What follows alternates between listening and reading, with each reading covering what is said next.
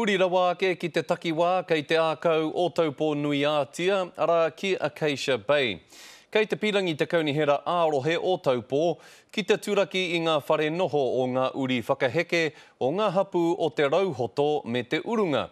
Nā te mea kāre aua uri i whai i ngā hātepe whakatū whare tika, i mua i te whakatūnga mai o etahi whare, ki runga i o rātou whenua tuku iho, i pai noa te ākau.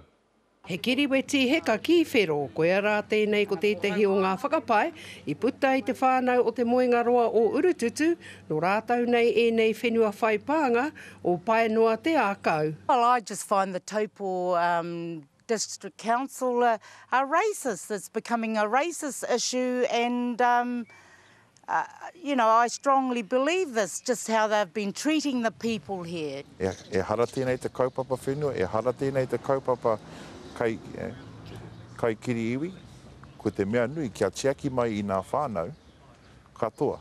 Kua toru tau i aia nei e nōhi ana e nei whenua a tāhua, kei wainga nui tonu i te hunga whairawa o tēnei takiwā, me te nākau nui e noho marire he whakatipu māraka i ki konei.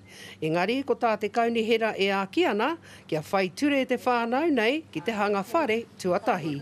Kei te kia nei mātou, he whenua Māori tēnei, nā reira mā te koti whenua Māori, te tūkanga, te mana whakahaere ki rungi tēnei whenua.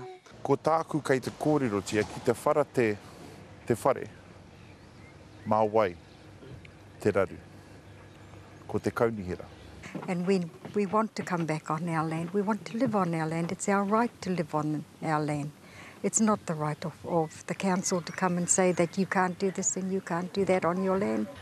O tētahi o nā raru nui kei wainga i te whānau, rā me te kaunihera ārohe o taupō. He ture anō ke tā te whānau e whai ana, rā he ture anō hoki tā te kaunihera.